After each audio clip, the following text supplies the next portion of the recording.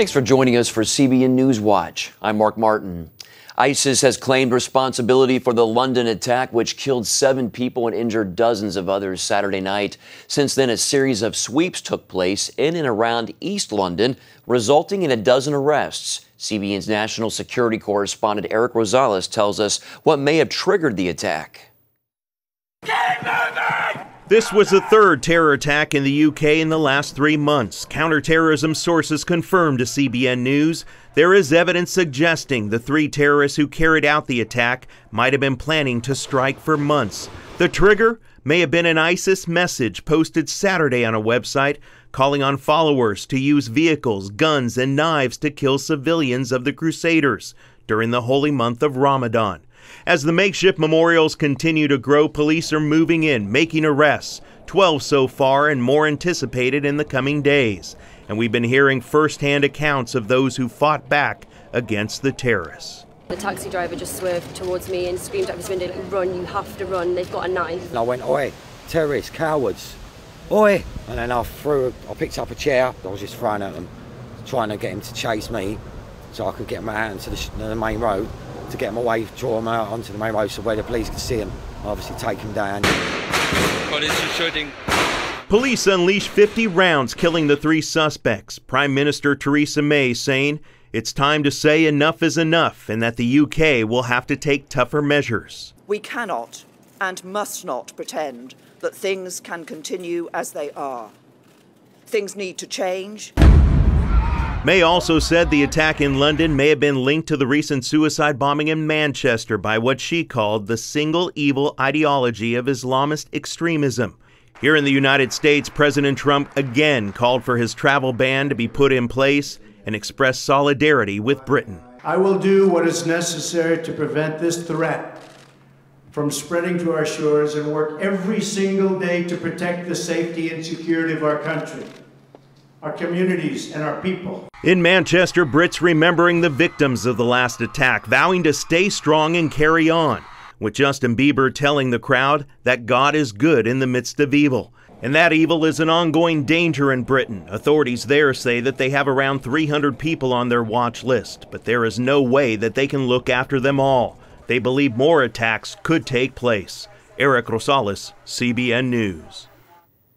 Crisis-trained chaplains with the Billy Graham Rapid Response Team are in London. They're assessing how to provide emotional and spiritual care to those affected by the attacks. CBN News spoke with the team's leader on the day after the attacks, which happened to be Pentecost Sunday. My encouragement would be that people call on the Holy Spirit for direction how to pray, that they would ask for those that have been affected by the tragedy, those that have lost loved ones, those that are supporting those that are injured, all the medical teams that I'm sure are working so hard and faithfully to support those that are injured and critically injured, and for those in the investigation team as well. Chaplains from Canada and the United States are on standby to help those in need. Pop star Justin Bieber shared his faith at a concert for the city of Manchester Sunday. Bieber joined Ariana Grande and others for One Love Manchester, a concert to show support for the city after a terrorist bomber killed 22 people at Grande's concert 2 weeks ago. The event raised $2.6 million to help the victims of that attack. During his set, Bieber shared some comforting words about God, saying, quote, "God is good in the midst of the darkness. God is good in the midst of the evil. God is in the midst no matter what's happening in the world. God is in the midst, and He loves you, and He's here for you." Tensions are growing in the Middle East as 4 Arab nations have cut ties with Qatar over a diplomatic dispute. Bahrain, Egypt, Saudi Arabia, and the United Arab Emirates are withdrawing their diplomatic staff from the country because they say of its support for Islamist groups and its relations with Iran. The 4 nations are recalling their citizens from Qatar, and they're giving Qataris living in their countries 14 days to go home. Major airlines in these countries have also canceled all flights into Qatar. Qatar's Foreign Affairs Ministry said there was, quote, "no legitimate justification for the country's decision." As clashes between ISIS-linked terrorists and government troops in the Philippines continue, residents of Marawi City suffer from the chaos. In one of CBN's relief operations, our news team met a 12-year-old boy who was separated from his parents in the fighting. Asia correspondent Lucille Toulousan brings us that story. 12-year-old Jamael recounts he and his mother were buying food in the market of Marawi when suddenly a gun battle erupted. A stampede ensued, and that's when Jamael got separated from his mother. I ran where all the people were running, but my mother went the other way. I walked for more than 1 hour. I was so scared and so tired. As Leah said, she was concerned for Jamael's safety, so she brought him along as she fled the city that was under siege by the ISIS-linked Mauti terrorists. I saw the boy wandering on the road and I pitied him because he was lost. We rode the rescue truck and I sought refuge in a relative's house outside Marawi. Jamael is worried about his family, especially now that the Mauti group has occupied their village. I don't know what happened to my family.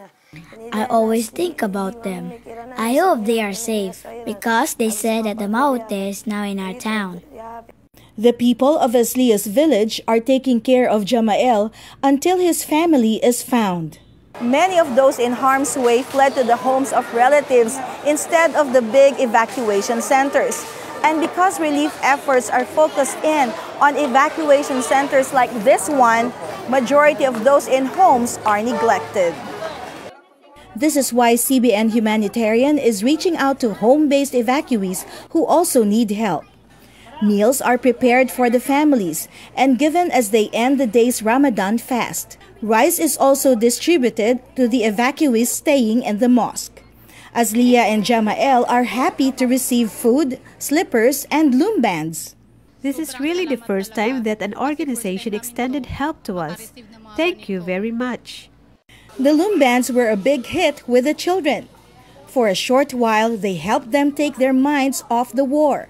And the children even made their own bracelets, headbands, and necklaces out of the loom bands. Thank you, CBN, for the loom bands and the slippers. I will share them with my siblings when I see them again. I hope the war will end soon and that it will never happen again, because war separates families. Lucille Toulousan, CBN News, Lanao del Norte, Philippines. Coming up, we take you to the peaceful wine country of Israel. But trouble is brewing just a stone's throw away. See why the Golan Heights is so critical to Israel's peace when we come back.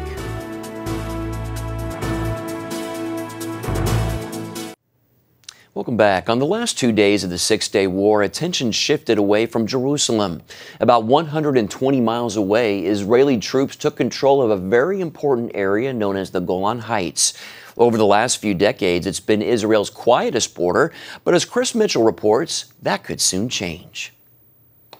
Whoever sits on the Golan Heights totally dominates this whole region. That's in part because of the proximity to the Sea of Galilee. The Golan Heights shares borders with Jordan, Syria, and Lebanon, and Damascus is only 40 miles away. For decades, Syria controlled the Golan Heights. Here on the high ground overlooking the Sea of Galilee, Syrian artillery and snipers shot and shelled Israelis below. Children grew up running to bomb shelters, and residents lived under the constant threat of attack. So all along the line of this cliff were Syrian bunkers and military posts and cannons and artilleries. The communities beneath the Golan Heights were totally at the mercies of the Syrians. Overlooking the Sea of Galilee, Middle East expert Avi Melamed told me why this ground is so important. Now, you have to remember, the Sea of Galilee is the biggest fresh water body in Israel, providing something like 25–30% of the water consumption or the fresh water consumption in Israel. In 1948 until 1967, what happened was that the Syrians occupied some strategic areas. The major result of that was an enormously increasing pressure on Israel, mostly in the context of the water and the use of water. Israel faced a literal uphill battle against the Syrian army, a rocky slope that rose 1,700 feet from the Sea of Galilee. Israel captured the Golan Plateau during the last 2 days of the Six-Day War. We were afraid that Syria will come back. And again, they will shell the valley and try to take the water, to take the Jordan. We decide to make the first kibbutz in the Golan Heights. And just a month after the war, Yehuda Harel and his family joined the first Israelis moving here. We got a permission from the army to get inside the Golan Heights because it was a military area. And we got a job from them to collect cows that were wild in the area. They first lived in what had been housing for Syrian army officers. We are very near to Quneitra, about 100 meters from Quneitra. And we are near to the quarter that we used to live here for almost 5 years. This was the house that we, with another 3 families, lived in this house. Eventually, the community moved across the ridge and still farms near the border. Today, close to 50,000 people, more than 25,000 Israelis, and about 22,000 Druze live on the Golan Heights. It's known for its fresh fruit, like the grapes used in award-winning Israeli wines. In the last more than 40 years, the Golan Heights is the most quiet area of Israel. Everything happened in the other side of the border. But that could be changing. Do you see any similarities between the conditions prior to 1967 and the conditions now? I would say that the strategic threat, as far as Israel is concerned, is today much more severe in comparison to the pre-1967. The major reason for that is that the presence of Iranians and Iranian-backed Shiite militias stone's throw away from the Israeli-Syrian ceasefire line. Melamed said Iran wants to establish a new front here, similar to those established in South Lebanon and the Gaza Strip. Trying to launch a military front against Israel in the Golan Heights could result in a massive eruption, because Israel would not stand for that, and rightly so. On the 49th anniversary of the Six-Day War, Prime Minister Benjamin Netanyahu made it very clear how Israel views the Golan Heights. They are for peace. In the stormy region around us, Israel is the stabilizing factor. Israel is the solution, not the problem. The Golan Heights will forever remain in Israel's hands. Israel will never come down from the Golan Heights. For now, Harel says there's a reason why this area has remained quiet. We live here in peace. It's a peace because we are in the Golan Heights. When we were only in the valley and the enemy was up on the hill, it was not peace. To live in peace, you have to be strong and to live in the higher place. Chris Mitchell, CBN News, the Golan Heights, Israel. Up next, he's a priest that stood up for exploited sugarcane workers. Find out how God used him to set human trafficking victims free. It is hard to believe, but human trafficking, what amounts to slave labor, really exists in our modern world. One priest who became a missionary to the Dominican Republic found this to be so with the sugarcane industry there. Father Christopher Hartley is the subject of a book called Slaves in Paradise, and he joins us now to talk about the book, which recounts his ministry to the people in the Dominican Republic and how God worked through him there. Father Christopher, thanks for joining us. Great to be with all of you and your listeners. First of all, tell us about the situation there at the time. I arrived in the Dominican Republic in September of 1997. I was, previous to that, the pastor of St. Patrick's Old Cathedral in Lower Manhattan. And I was very ill-equipped to confront the situation that awaited me. I had no idea where human rights came from or that anybody's human rights were being violated or abused. I took mine for granted. Much less did I know where sugar came from. But when I arrived in the eastern part of the Dominican Republic, in the province of San Pedro de Macorís, I discovered that much of my parish was made up by huge, gigantic plantations of sugarcane fields in which there were what are called batallas, hamlets, where thousands of men, women, and children had lived all their lives, where they were trafficked from Haiti into the Dominican Republic for the sole purpose of harvesting sugarcane for the richest family in the Dominican Republic. Yeah, well, what happened as you met those working in slave-like conditions? What did God impress on you to do? Well, the first thing I was told after 1 week of my presence there is that don't go into those plantations because your life is at risk. And I had just arrived from the United States, from New York, and I said, but where on earth am I? What is this place? I mean, who is this family? Who are these people? So with fear and trembling, I do confess, I ventured into those plantations and started celebrating Holy Mass, celebrating Eucharist under the first mango tree I found. And people would come and close their eyes and worship the Lord and pray at the top of their lungs, standing in the middle of mud puddles. And at the end of the celebration, I said, you know, the Mass is ended, go in peace. I'd say 4 o'clock in the afternoon is, and what did you eat today? And they would say, well, we haven't had anything yet. And I could see people, children, the grown-ups, chewing raw sugarcane in those plantations. But this was especially horrifying when I discovered that the entire sugar crop of the Dominican Republic being the largest exporter of sugarcane in the world into the United States, to the tune of 200,000 metric tons of sugar, raw sugar to be refined in the United States, was all purchased by this one single buyer, which was the U.S. I said, but how can Americans put sugar in their coffee at the expense, the waste, the trampling upon the human lives of all these human beings smuggled into the Dominican Republic from Haiti with the complicity of the military, of the armed forces, of the Navy in some cases, certainly immigration authorities and the police. And they were locked in these plantations. And as long as they remained in these plantations, they would not be illegal, they would not be stateless, because the government would never dare meddle in the financial affairs of such a powerful family. Well, how did this experience change you personally? That's a brilliant question. The first thing, I think the key to it was fear. I discovered that, first of all, that these people were terrified, that nobody spoke, and that everybody was terrified, that I couldn't ask them a straight question, they would not answer me. And the reason was they were terrified over the overseers and the consequences, physical punishment or otherwise. And they were instructed, especially, not to speak to me. So immediately, when I began to ask questions, before I did anything for them, the overseers came to me and said, the problem with you is that you're a communist. And I said to myself, but a communist? I mean, I have the Gospels, I have the teachings of the church, I have the fathers of the church, I have the magisterium, the social teachings of the church. What do I need to be a communist for to realize that this is wrong and that I am their shepherd? They call me father, and I cannot just walk away at 4 o'clock in the afternoon knowing that my parishioners have had nothing to eat. And I just go back to my very nice life, not luxury, but at least 3 square meals, a decent home and a vehicle to come into the plantations, and leave them there as if nothing had happened. And they said to me once, the overseers, you know how peaceful everything was here until you arrived?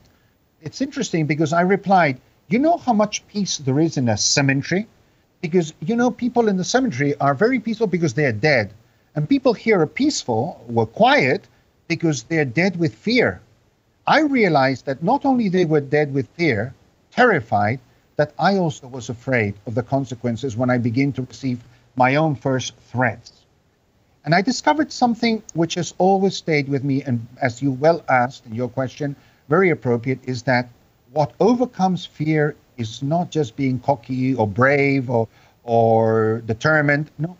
What I discovered that overcomes fear, what overcame my fear, overcame my fear, was love. All right, Father Christopher Hartley, thanks so much for your time today. We appreciate it. Tens of thousands of kids in America might at this very moment be enslaved in a life of prostitution or other sex work. Paul Strand spent a day with a group in Arlington, Virginia this past weekend who are trying to rescue them. This room filled with the bustle of volunteers stuffing bags prominently labeled soap. It's to fight sex trafficking, the second leading crime in America. There's a group trying to do something about sex trafficking called SOAP, Save Our Adolescents from Prostitution, SOAP. And they've actually found a way to use soap. The bags are filled with bars of soap that have the phone number for the National Human Trafficking Hotline on the wrapper. The volunteers carry them to hotels and motels all around the Washington, D.C. area. Soap founder Teresa Flores got a text from someone who told her the soap wrapper had been a success. And it said, "You are the reason I'm free. I found a bar of soap in Chicago and it gave me a reason to get out." The volunteers gave out folders containing warning signs for desk clerks to watch out for, and also photos of missing girls who might be among the potentially thousands of sex trafficking victims in the U.S. right now. Flores was around when a photo of a missing girl worked recently. And the clerk said, she just checked in 20 minutes ago with an older man, and she's 15, right? And so we were able to call the authorities and go get her immediately. Barbara Amaya was sex trafficked from the age of 12 to 22. She says children are a favorite among those who pay for sex. And I was trafficked in the streets of New York from the age of 12 to 21 or 22.